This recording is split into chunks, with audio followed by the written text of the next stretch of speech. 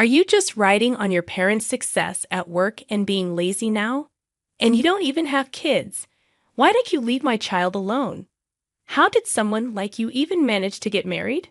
What tricks did you use? My mother-in-law and sister-in-law never liked me. They always threw snide comments and spread false rumors. I'm Karen Williams, 35, married to John, who's turning 37 for 7 years.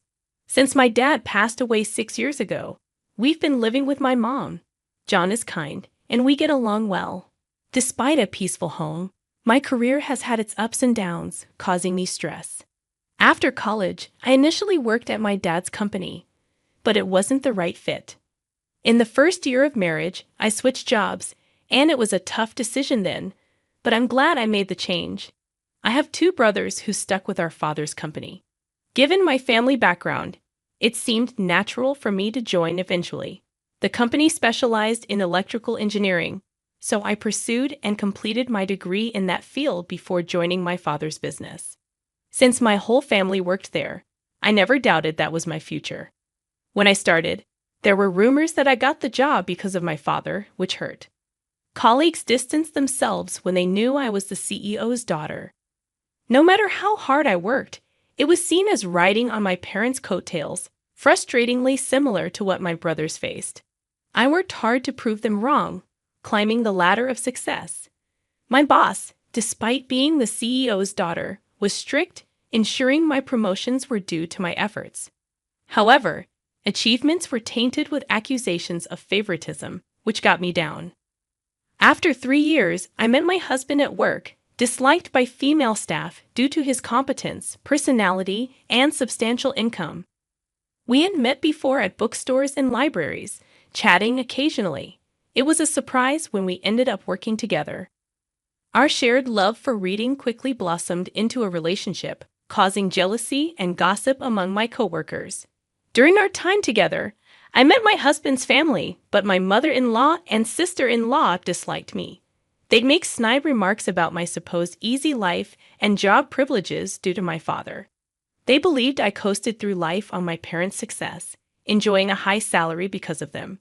However, my father, despite being kind-hearted, is strict at work and doesn't mix personal matters with business. He doesn't play favorites just because I'm his child. If I didn't have the skills, he wouldn't have hired me. I respect my father's judgment, and it frustrates me when others belittle it unreasonably. My mother-in-law and sister-in-law, especially the latter, criticize me for supposedly riding on coattails and resent my close relationship with my husband. They question how someone like me got married, implying I used tricks. My sister-in-law, dressed impeccably in high-end fashion, turns heads, but her sharp personality leads to short-lived romances. I later learned she confessed her feelings to my brother in college, but was turned down. During a family gathering, they recognized each other, and my brother shared this story with me. As his sister, I know he's earnest, hardworking, and considerate, with a flair for fashion that makes him popular with the ladies. My sister-in-law's frustration from being rejected seemed to make her harsher towards me. So, I decided to maintain some distance, especially when it was just my mother-in-law and sister-in-law around. Whenever I visited my in-laws and had tea, it tasted strange, as if something had been added intentionally. It wasn't obvious, but it seemed like my mother-in-law was serving unpleasant food to harass me. Initially, I thought it might be my imagination, but when she smirked and ridiculed me for not appreciating the taste, I realized it was deliberate. Both of them were always sour or mean, even when I tried to be friendly in front of others. I learned to navigate around them to avoid their snide remarks. When it came to the food at my in-laws, I politely ate as little as possible to avoid being rude. If you ask whether I lived happily after marrying my husband, I'd say not quite. Despite a good relationship with my husband, marriage brought more gossip at work. The workplace gossip got worse than when we were dating, and the ongoing harassment and sarcasm from my mother-in-law and sister-in-law gradually drained my spirit. While I found my work rewarding, the toxic environment made me question if this was okay. Contemplating my future more and more, my father's passing, and my brother becoming the CEO led to gossip about me being the CEO's sister. Already shocked by my father's death, my spirit was completely broken. I felt I could no longer work at the company, even though I had always imagined working there. Years of gossip and sarcastic comments had eroded my self-esteem, and I found myself crying easily without understanding the source of my sadness. I was truly at a loss. Seeing me in such a state, my mother and husband were genuinely concerned and took excellent care of me. With their support, I slowly began to recover and discussed my future with my mother. I had been considering trying a different job, but I felt like I lacked any special skills. Depressed, I voiced my concerns to my mother, asking if there was anything I could do. To my surprise, my mother said, "Karen, you've always loved reading and writing stories, haven't you? I think you'd be suited for a job that involves writing." Her words jogged my memory. It was true. I've always been an avid reader, excelled in liberal arts subjects, and enjoyed writing novels and poems. Encouraged by my mother, I started contemplating a career in writing. Upon reflection, I realized that a career in electrical engineering wasn't right for me. My mother had always advised me to choose a job I loved since my student days, but I didn't see it then. It seemed my mother understood me better than I understood myself. So, I decided to make a fresh start and aimed to become a novelist, starting my career in writing. Being a beginner was tough, and I was using up my savings every day. I faced my computer continuously, writing. Initially fueled by the desire to prove others wrong, I now worked hard for myself, finding it more enjoyable despite the challenges. I dedicated most of my day to crafting stories, and by the second year, I was earning about as much as an average office worker. In the fourth year, one of my novels won an award and got published, allowing me to sign a contract with a publishing house, ensuring a stable flow of work. By the fifth year, thanks to a hit novel, I was earning more than my husband. My novels were even adapted into comics and dramas, ensuring a steady income. The journey was tough, but working as a novelist made me realize that my previous jobs weren't the right fit for me. However, my success wouldn't have been possible without the support of my mother and husband. As for my mother-in-law and sister-in-law, they doubted my success when they heard I became a novelist, making snide remarks about leeching off my husband. After my father-in-law passed, their comments worsened. Working mostly from home, they called me a nerd due to our high-rise luxury condo, assuming my husband covered all expenses. They believed I didn't contribute financially, despite explaining that the condo was my inheritance, and I split living costs with my husband. They continued their comments behind his back, adding stress to the situation. They'd also made rude remarks about me not having children, which started at 30 and has become increasingly tiresome as I approach 35 without any expectations. I faced discomfort from two individuals despite repeatedly explaining work matters to them. Seeking advice from my mother and husband, I decided to address the situation early on, learning from past experiences. Apart from my mother, as the two were part of my husband's family and behaved decently in front of him, I conveyed things to him in the gentlest terms possible. I told him he didn't have to deal with those two, and I would handle meetings or communications with them. Understanding my emotional struggles during the backbiting period, he tried to minimize my interactions with them out of concern. Thanks to his support, the instances of being subjected to their snide remarks lessened, though there were still moments when their malice affected me. Knowing I had allies in my mother and husband helped me quickly bounce back. Regarding the issue of not having children, my mother, who had me at an older age, assured me there was no rush. She shared that I had been born later in her life, so there was no need to worry. I decided not to stress about it too much and wait patiently. Considering my workload, the negativity from those two, and the feeling of being rushed, I thought it wouldn't be the right time to have children. Despite occasional snide remarks from the two, my mental state was more stable than when I worked at the company. Living peacefully in the well-designed and well-located house my father left us, I enjoyed a happy life with my mother and husband. The shared facilities, including gym equipment and workspace, allowed me to exercise and take breaks during work, making everything run smoothly. However, one day my mother, who had been energetically working, suddenly collapsed and passed away from a stroke. She had gone to work as usual that day, seemingly healthy with no chronic illnesses. I sent her off with a smile in the morning, never expecting this turn of events. Stunned, I rushed to the hospital, but she had already passed away. Seeing her, looking as if she had just fallen asleep, disbelief washed over me. As I arranged for her funeral, my feelings finally settled down, and I quietly cried, unable to believe she was gone so suddenly. My husband, aware of how lively my mother was in the morning, also cried in disbelief. With a close and long relationship with her, he mourned her loss as well. Amidst our sadness, we prepared for the wake and funeral, managing the reception as acquaintances came by to mourn. Witnessing the outpouring of love for my mother was consoling. My mother-in-law and sister-in-law, acting somber in my husband's presence, approached me when he was busy with others. Insensitively, they whispered, "With your mother gone, it's going to be tough. And since we're family, no need for condolence money, right? I won't give a dime to a gold digger like you." Their lack of compassion shocked me, but before I could respond, my husband intervened, and they quickly pretended to be sad and left. Despite their audacity, I chose to focus on mourning my mother rather than dwelling on their rudeness. Back home after the funeral, grief overwhelmed me, and I felt listless. Memories of my mother flooded back, making the sense of loss unbearable. Despite the busy funeral preparations, the sorrow intensified once I returned home. The vibrant image of my mother made the grief even more poignant, and I found myself crying again. While deep in grief, a rational part of my mind knew I couldn't afford to stay this way. With a deadline looming, I had manuscripts to write, and the understanding of the publishing house had its limits. In honor of my mother's support for my career, I resolved to calm my grief and get back to normal.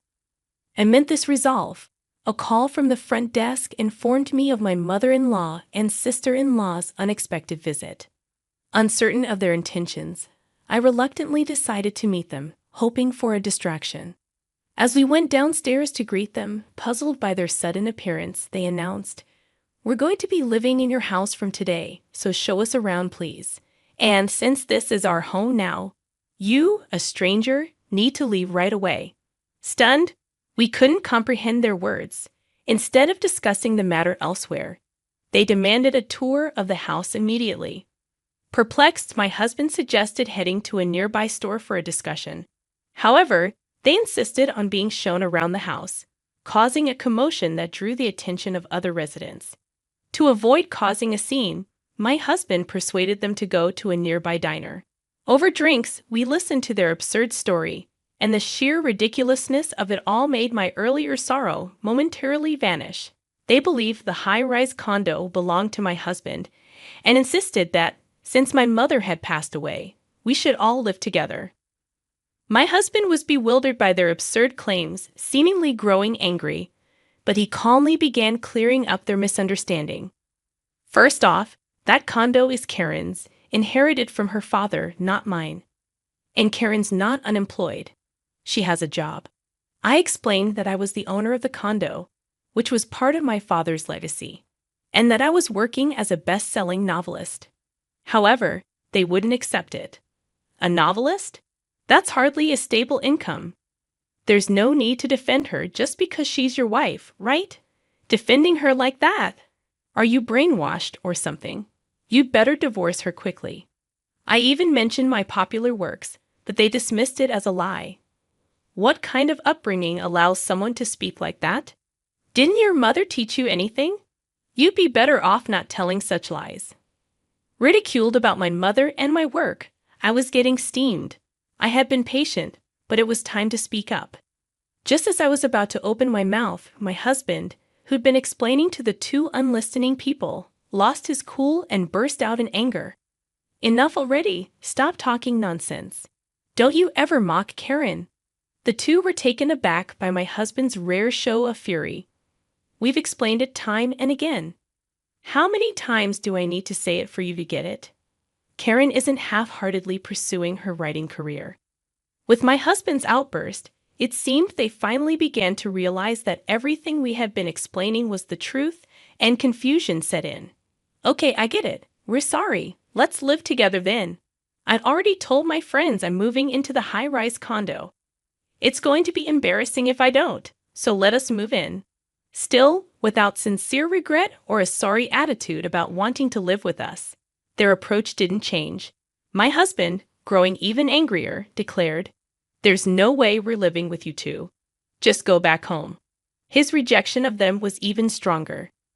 Panicked by his words, they began pleading with my husband to let them stay. "We're in a bind here. We've already sold our family home and have nowhere to live." "What? What do you mean?" It turned out they had sold their house without telling us, assuming they could move into ours. They were already arranging to move and hadn't even looked for another place, starting to make wild claims out of desperation. "So it's okay for you if your family left high and dry. Just let us stay with you." I quit my job thinking I was going to live in the condo.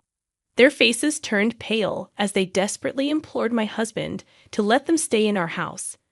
My sister-in-law quit her job, it seems, and after constantly mocking me for being a nerd, it's pretty clear she was fully intent on leeching off my husband herself. And it's just plain rude, family or not, to show up unannounced like that. From the barrage of complaints to my husband, it was obvious they'd pegged me as the villain, imagining themselves as the hero saving my husband from me. That's why they thought it'd be a great idea to show up out of the blue, convinced my husband to kick me out, and then move in together, thinking he'd be thrilled about it. "We'll take care of everything at home, so it's all good, right? We'd like to get a little something for doing the chores if that's okay." They claimed they'd do the housework, but also had the nerve to ask for an allowance. I was utterly taken aback by their shameless attitude. I was angry at them, sure, but more than that, I began to think getting mad at them was just a waste of energy. My husband started getting even angrier with their audacious behavior. "If you're going to sell the family home, why wouldn't you say a word to me about it? It's your doing, so if there's no house, that's not my problem." He flat out refused. When they realized that they couldn't persuade him, they had the gall to ask me to do it. "Hey, Karen, could you please talk John into letting us stay? We won't tell you to leave, and it's fine if you live with us. If things stay as they are, we're out of options. Please convince him." After all the ridicule toward me, what arrogance they had. It's my house and my name, yet they act so high and mighty. I've always detested the idea, but if I ever lived with them, I'd surely be tormented. Before I could sarcastically refuse, my husband burst out again, exploding with anger. "Enough is enough. After all the crap you've given Karen, you've got some nerve. Just stop asking for a share of the home sale money and go back where you came from. I don't even want to see you two anymore." And with that, he made an outright declaration of disownment. Despite their persistent attempts to cling to my husband, we ignored them, settled the bill, and promptly left the restaurant. They still shamelessly showed up at our upscale condo from time to time, unrepentant. After I explained the situation to the building manager, they warned those two, knowing that if they kept making a racket, the cops would be called and sent them away. But they still showed up, lurking around the front door, badgering my husband to let them move in or to give them financial help. When my husband finally got fed up and threatened to call the police, they stopped coming around. Looks like he was serious about cutting ties. He even went through with the legal steps to disown them. But then they started sending our phones plenty of messages, emails, begging to live with us, and asking for money kept flooding in. I got so fed up with the constant harassment that I immediately blocked their numbers. Turns out their family home was too old and inconveniently located to sell for much, and they were counting on my husband without any savings of their own. So they ended up selling what they could and moved into a cheap, run-down apartment. Finding a job was tough, so they're scraping by with multiple part-time gigs, living a busy life. As for me, well, the good news of a pregnancy came through once the relentless messages stopped. I had been worried about not being able to have kids, so this was a real joy. With this happy news of pregnancy, I finally felt a glimmer of hope after a long time. I'm determined to be the kind of mother my child can always feel safe with, just like my mother. And while looking forward to the arrival of my baby, I continue to dedicate myself to my work.